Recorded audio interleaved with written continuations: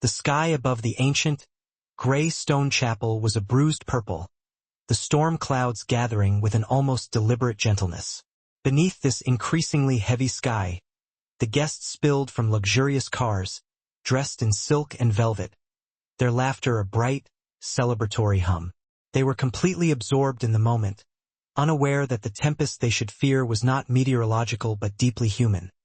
A storm about to erupt within those consecrated walls. The air wasn't thick with rain.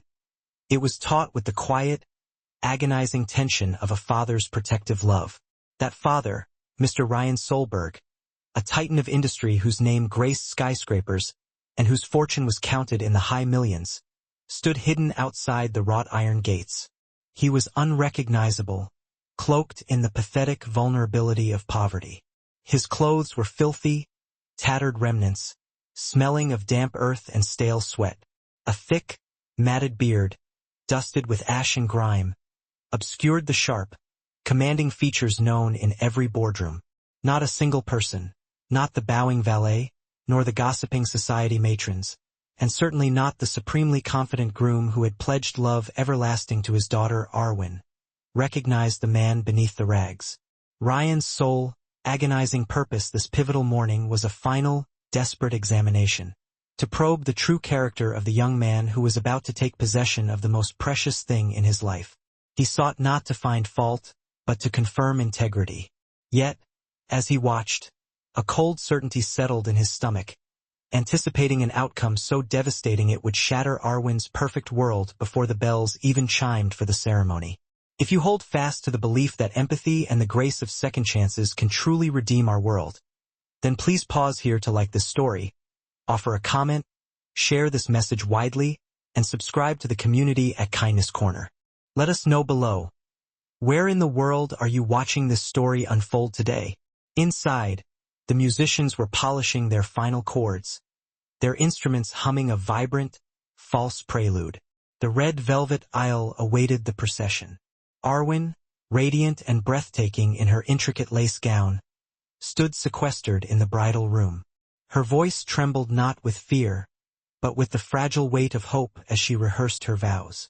She genuinely believed that love possessed the resilience to conquer any tribulation, seeing only goodness and gentleness in her future husband, Joran Mavis.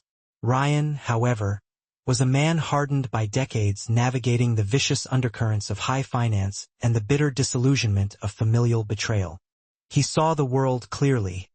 Appearances were the most cunning of deceptions. Since Arwen's mother had passed, his entire existence had been devoted to insulating his daughter from pain.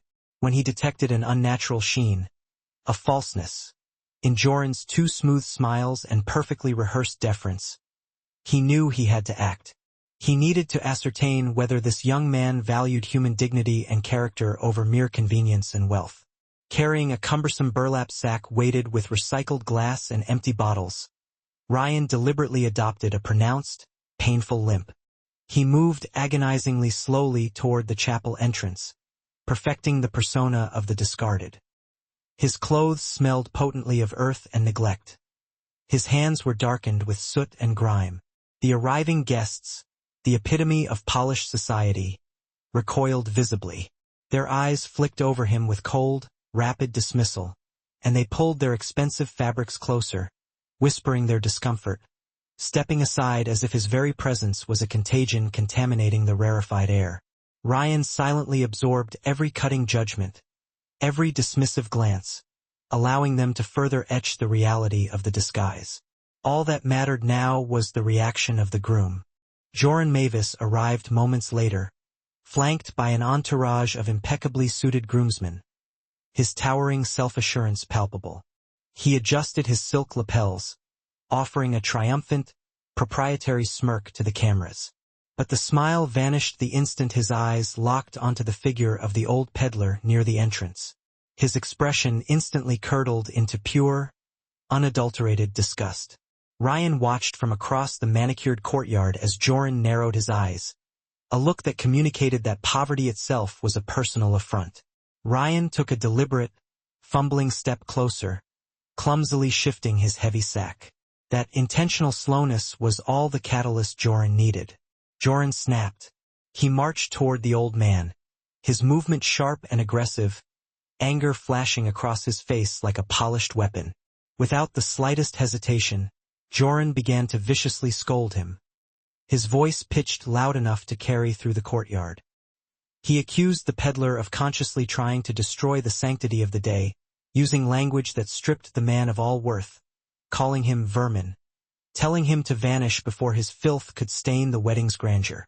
Each cruel, carelessly hurled word struck the celebratory atmosphere like a stone-shattering glass. The guests froze in horrified silence. Yet, remarkably, not one person intervened. Some quickly looked away, while others chose to pretend the ugly scene simply wasn't happening.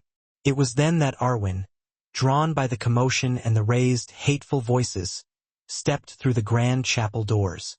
Her face, moments before lit by hope, instantly paled as she witnessed Joran, her beloved, towering menacingly over the hunched, defenseless old man. Hurrying toward them, her exquisite gown rustling across the cold stone path, her breathing came in ragged gasps. Even in that catastrophic moment, she did not recognize the father beneath the layers of ash and grime. All she could see was an overwhelming, raw, and terrifying cruelty, an inherent wickedness fully unmasked by the man she was about to pledge her entire life to. Ryan's chest ached with the searing pain of watching his daughter's faith crumble. She dropped to her knees, pleading desperately for calm, her voice a desperate whisper of confusion, struggling to comprehend how the man she loved could so easily spit such venomous contempt. Joran, catching sight of his bride and realizing the damage, attempted to temper his rage, but the deep-seated contempt remained starkly visible in his eyes. He insisted the vagrant leave immediately, maintaining that he was merely safeguarding the dignity and reputation of their wedding.